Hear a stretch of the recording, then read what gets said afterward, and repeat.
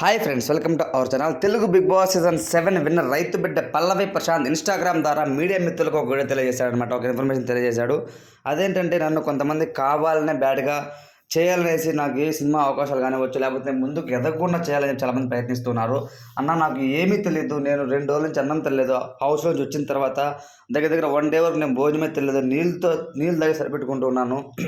ఆ టైంలో కొన్ని వేల మంది తెలుగు 2 రాష్ట్ర ప్రజలు వేల మంది నా కోసం వచ్చారు, నన్ను సపోర్ట్ చేశారు. వాళ్ళందరూ నేను ఒక్కరిని కూడా నిరాశ చెందకోకుండా అందరితో నేను సెల్ఫీ దిగాను. కానీ కొంతమంది చేసిన తప్పులకి నన్ను కూడా అందులో ఇన్వాల్వ్ చేసి తిడుతున్నారు. సో అలా చేయకండి అన్న, ప్లీజ్ దయచేసి, మంచి భవిష్యత్తు ఉంది నాకు అంటూ తనైతే వేడుకున్నాడు అనమాట. ఎందుకంటే రీసెంట్గా జరిగిన అమర్దీప్ చౌదరి ఇష్యూ పైన తనైతే ఫస్ట్ టైం రియాక్ట్ అయ్యాడు అని చెప్పుకోవచ్చు. సో కావాలని మీడియా మిత్రులు నన్ను ఇటు విధంగా ట్రోల్ చేసి ఒక 60-70 ఛానల్స్ భయంకరంగా నన్ను బ్యాట్ చేస్తున్నారు. నేను అలా ఏం చేయలేదండి. సో నేను ఏం దొంగతనం ఏం చేయలేదు.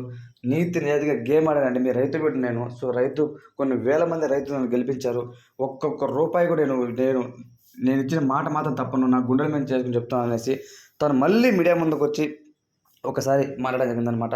ఆ జరిగిన సంఘటనలకు, ఆ జరిగిన చేష్టలకు నేనైతే అస్సలు బాధ్యుని కాదు. నాకు ఏమీ తెలియదు.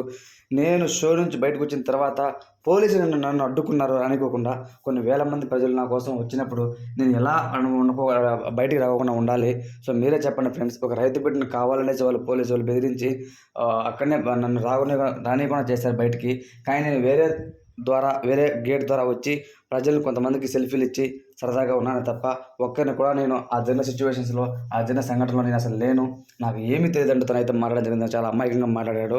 సో ఏదైనా సరే పల్లవి ప్రశాంత్ తెలిసి జరిగినా తెలియకపోయి జరిగినా పల్లవి ప్రశాంత్ ఫ్యాన్స్ చేశారు కాబట్టి పల్లవి ప్రశాంత్కి బ్యాడ్ నేమ్ అనమాట.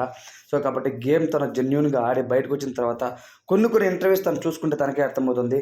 సో రైతుల్ని నాకు పొలం దగ్గరకు వచ్చి ఇంటర్వ్యూ తీసుకుంటారండి అని అనడము.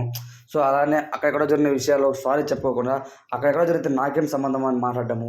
మా ఫ్రెండ్స్ కనీసం అతను చిన్న సారీగా చెప్పలేదు. నా అభిమానం తరపున నేను అమర్దీప్ చౌదరి వాళ్ళ కుటుంబ సభ్యులకు క్షమాపణ తెలియజేస్తున్నాను అని ఒక మాటగా ఏ ఇంటర్వ్యూలో తను చెప్పలేదన్నమాట. అదే చాలా బాధాకరం. అందుకనే చాలామంది యూట్యూబర్స్ కానివచ్చు, లేకపోతే మీడియా మిత్రులు కానివచ్చు తనను ట్రోల్ చేస్తున్నారు.